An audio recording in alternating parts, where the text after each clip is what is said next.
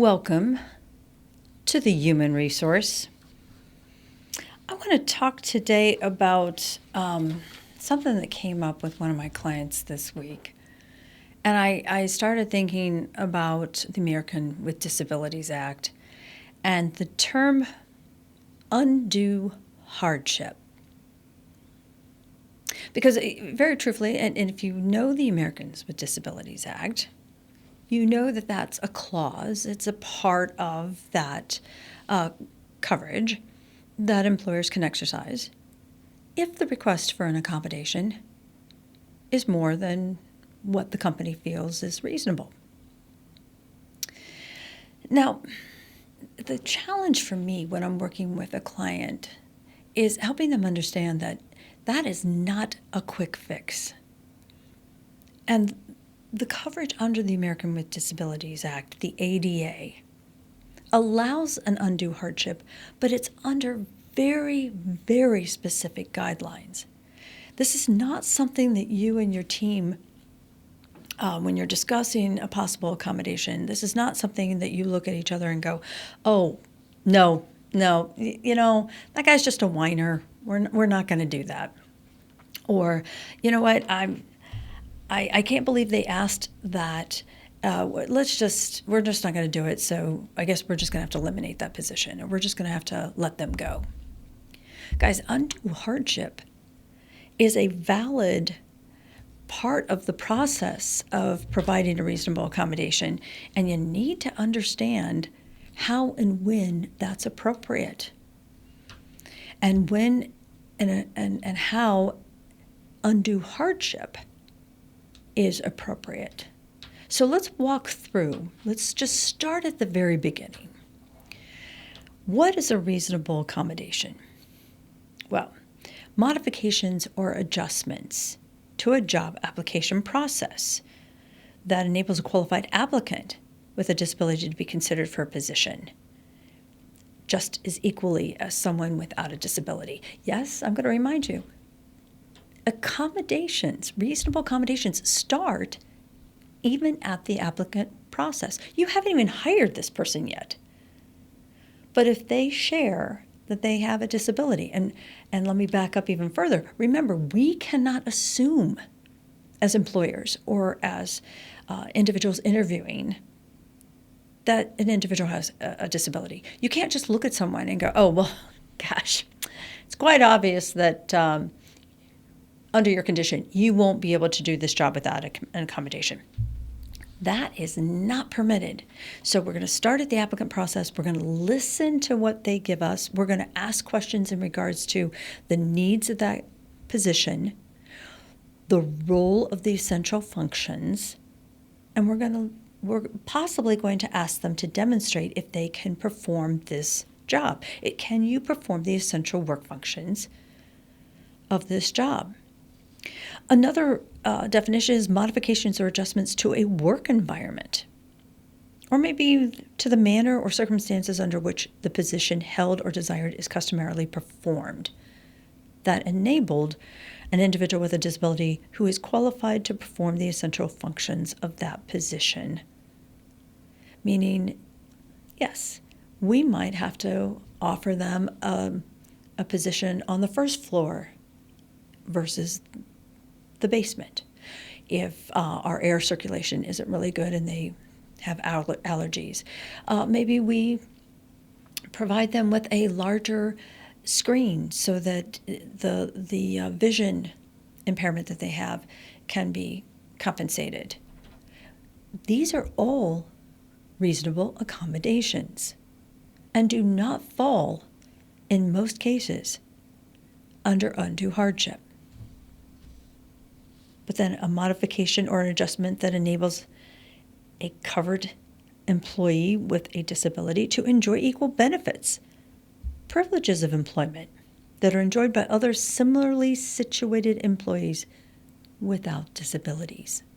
If you've been listening to the podcast, you've heard me mention in other shows that this simply means if someone is being is under an accommodation or is requesting accommodation, we cannot isolate them and separate them within the department from such things as a bonus a merit increase.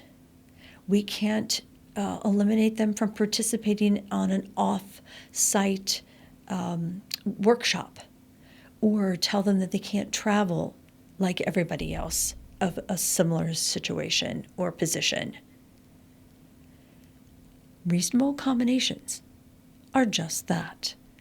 And when we're talking about altering the facilities or altering the work environment, we could be meaning widening a door frame. We could be talking about adding a ramp. And those actually are the very original accommodations that I remember so long ago when the Americans with Disabilities Act actually started. When employers were given this concept of, hey, we need to create an even playing ground. Those were the big changes. Broadening or making it available wheelchair access. And these kind of things, lower sinks in the bathroom, doorbells or light switches that were easily accessible from wheelchairs. And now think about it. Now an accommodation has very few limitations and can go out even broader. Now, to identify what a reasonable accommodation actually is, if you'll recall, we start that conversation called the interactive process. And that's the conversation of, so how can we help you? What are you specifically asking? If you're asking for a change in your workplace or your work based on a medical condition. And I tell my clients, look, this is the time when you want to go ahead and ask, unless it's completely obvious what the accommodation needs to be. You're totally okay with asking for some sort of medical guidance from a medical provider, saying, hey, what do you know the real condition. I don't need to know the real condition as the employer, and I don't want anything coming from the physician as to what the diagnosis is, but help me understand how I can keep this a safe and secure workplace for my employee. So talk to the employee. Look, what would be a reasonable accommodation to help you? Now, I'll be truthful. I had the question come up today. Look, is a reasonable accommodation them bringing their dog in? Or is it a reasonable accommodation for them to not wear a hard hat on the work site when it's a construction site? Is it a reasonable accommodation to, not require that they climb a ladder if they're tired of carrying shingles to the roof? And you know what? Sometimes it's not. And with that medical guidance, there's where you're going to get your clarity. That's where the physician or medical provider is going to say, oh, well, wait a minute. No, they should be wearing the hard hat. It may not be comfortable, but that's not what their condition is. Or, no, a dog does comfort them. And if you can accommodate having a companion dog or a goldfish bowl, something that will give them a chance to kind of break from work, focus on something calming, yeah, that would be a good recommendation. At least you'll know what's credible. Not always should the employee guide the reasonable accommodation. And what's interesting is, in many cases, the employee is going to test you. The employee is going to go a little bit further and ask for the sun, moon, and stars. And it's okay to ask a little bit more information. What's interesting, too, is, as with most government circumstances and situations, they're not going to provide us with a formal document or a formal format by which to gather this information. So I do have some recommended language to use if you're going to get something from a medical provider or something telling us what a reasonable accommodation would be. I also have a form that either denies or accepts and provides exactly what the response from the employer will be. If you want a copy of that, let me know. Be more than happy to send that to you. But you want to keep it simple You don't want to keep it extreme. And quite frankly, there isn't a really big time frame on this, where FMLA has 30 days here, 15 days here, 5 days here. ADA and documentation verifying accommodations isn't going to be quite as rigid, not nearly as rigid. So, again, go ahead and ask for something formal if it's not very obvious what the accommodation needs to be. But before you claim undue hardship, let me give you this to think about. Undue hardship means that in respect to the provision or the request for the accommodation, significant difficulty or expense will be incurred by the company. Now, this is very, very serious, and I want you to think of expense in a broad term, a very broad term. And here are the things to consider.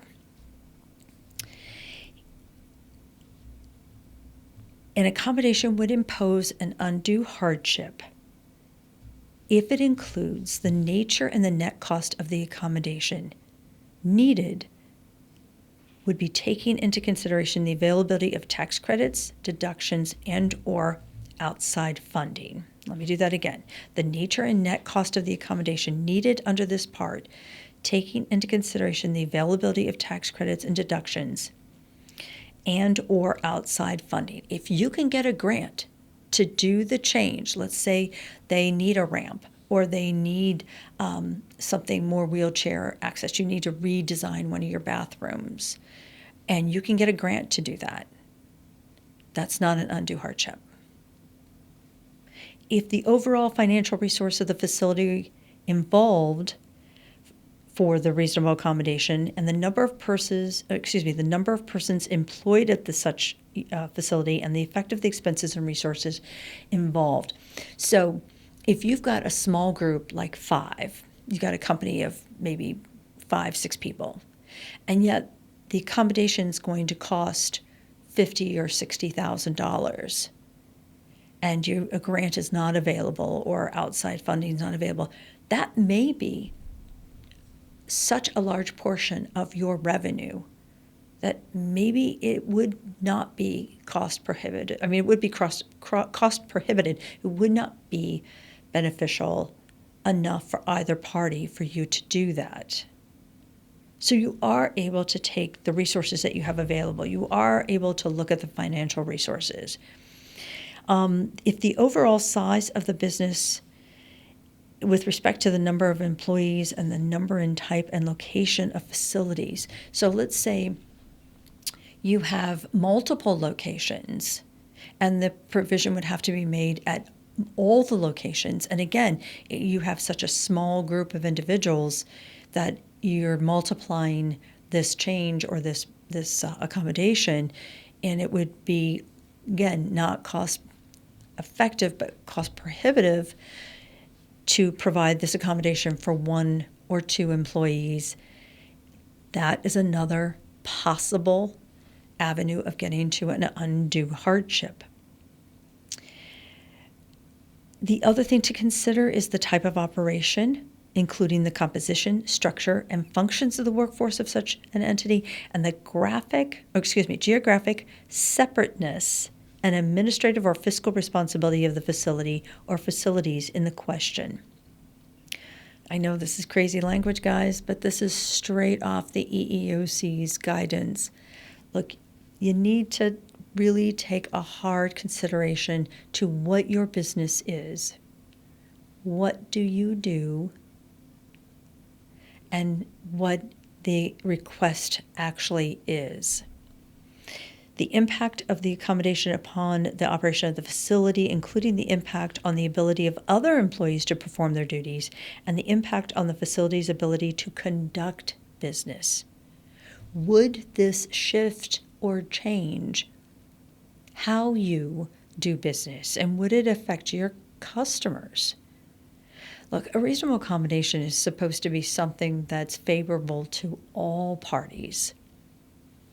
And before you make the jump and automatically say no, grab this legislation, talk to your HR consultant, or better yet, call a labor law attorney and say, look, this is what they're asking for this disability, but here's what our company is capable of doing. And is it an undue hardship a possibility for us to claim? Because an undue hardship may mean that you'll lose the employee. And terminating somebody with a disability is dangerous waters. But I'm just giving you something to think about before you get in trouble. And that's what I do. I'm Pandy, and you've been listening to The Human Resource.